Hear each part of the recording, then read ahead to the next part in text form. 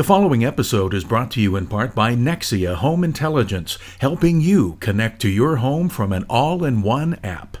Hi there, Heather Burdett, the International Builder Show for NextGen Home TV's Tiny Town. We are here outside the Smart House at our Tiny Town, and we're talking to John Algers of AET Solar to talk about the Eagle Sun solar water heating systems.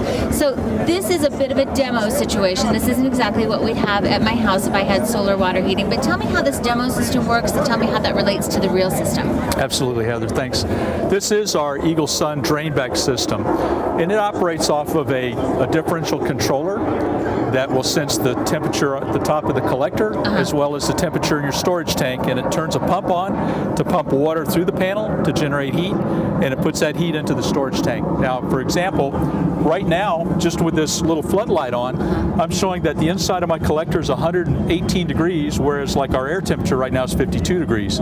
So it shows the efficacy of solar water heating. No kidding. So, and this is simulating the sun, which ironically in Vegas we don't have a lot of today, and it's pretty chilly out here. But the difference between the ambient air being 52 degrees and this is at 118, the panel, and I've actually stuck my hand in there. It's really doing that.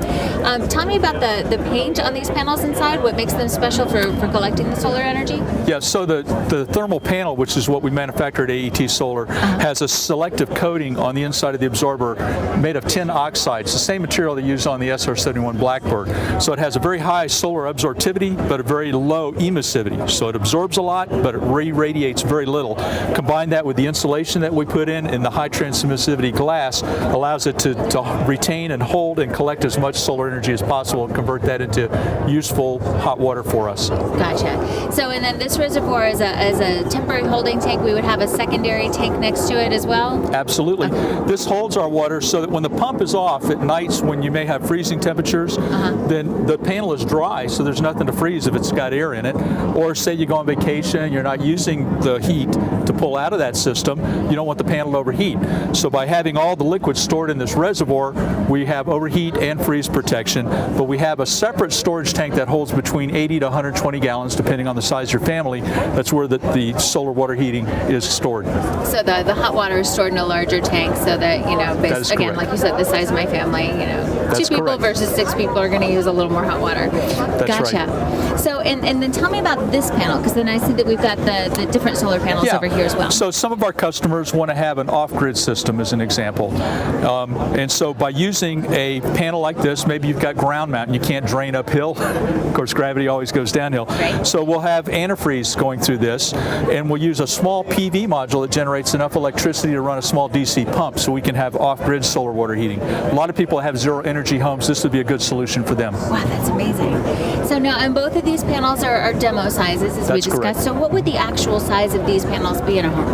Well, for my house in Jacksonville, Florida, I've got 2 panels that are 4 feet by 8 feet, and they're piped together, so it gives me 64 square feet of collector area. Gotcha. And how big is your secondary water storage? I have a 120-gallon tank. There you go, big tank. Yeah.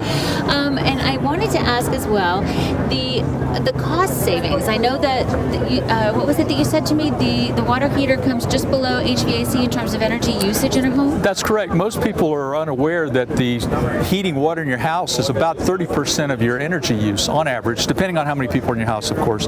You got 3 teenage daughters, you're probably going to use more than 30%. If you have 2 senior citizens, probably less.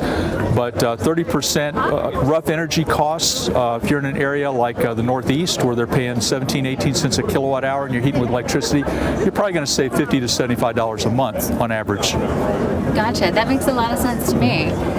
And that's something that I've never thought about. But yeah, of course, you've got your hot water ready to go anytime. I can go up to my kitchen sink any time of day or night and I'm going to get hot water, which means the water heater's running constantly. So. Yep. Wow. The other thing about solar water heating, it does most of your heating. So when you have days like today where we have no sun, you have a conventional system that basically does the heating for you, because we get that question a lot. What if the sun's not out?